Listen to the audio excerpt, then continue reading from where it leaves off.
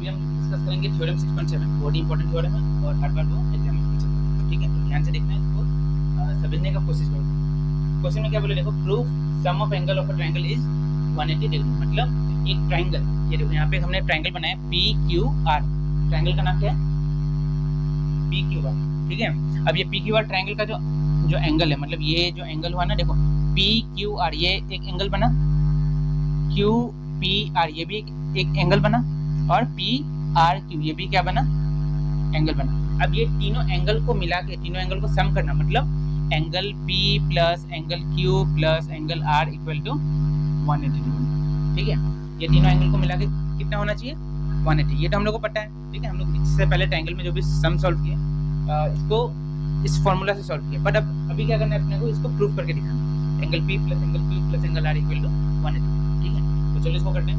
पहले यहाँ पे लिख लेना, लिख लो इसको, एक काम करो, इस पे लिख लो, लेट अ ट्रायंगल PQR, इसको ऐसे लिखें, सॉल्यूशन देखें, लेट अ ट्रायंगल PQR। ठीक है, और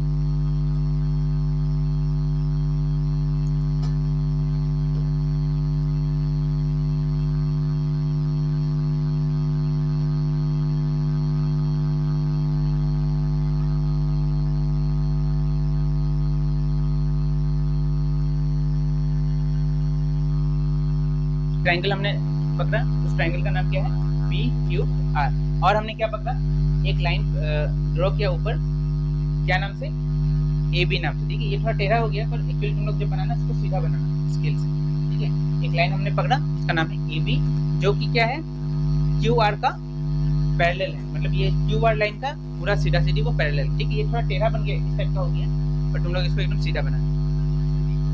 नहीं, पैरेलल मतलब दो लाइन जो कभी एक दूसरे को टच ना करे। ठीक है, तो ये जो QR लाइन है ना, उसका एकदम सीधा सीधी वो line banana.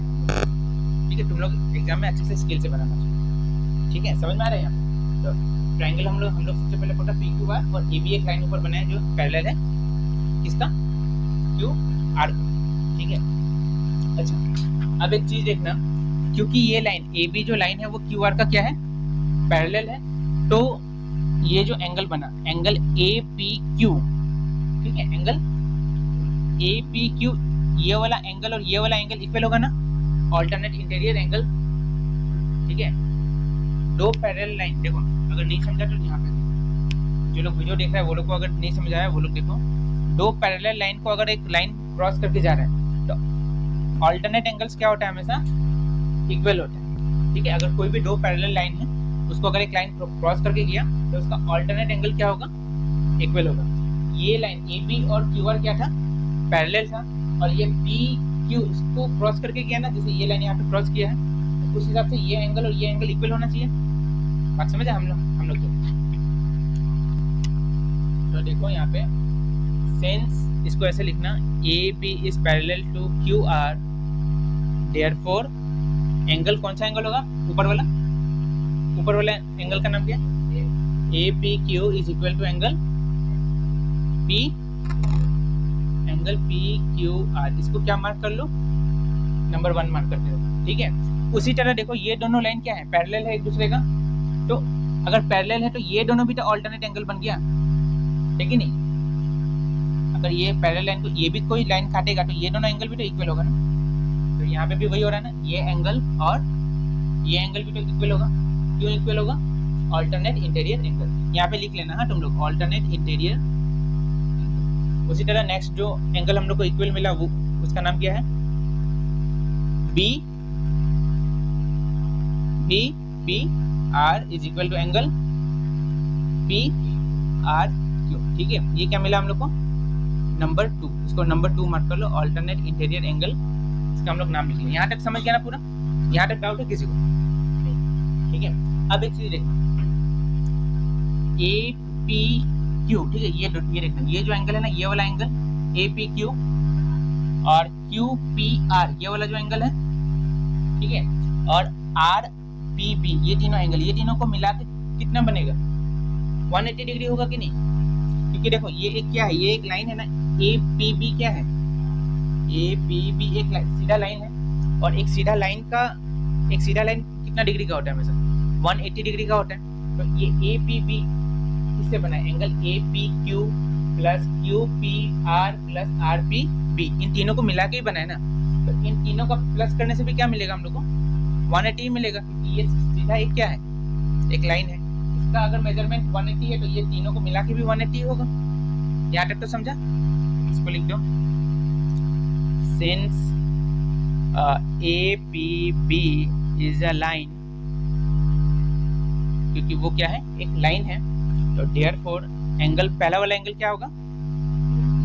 A P Q plus A P Q हो गया, सेकंड क्या होगा? Q P R plus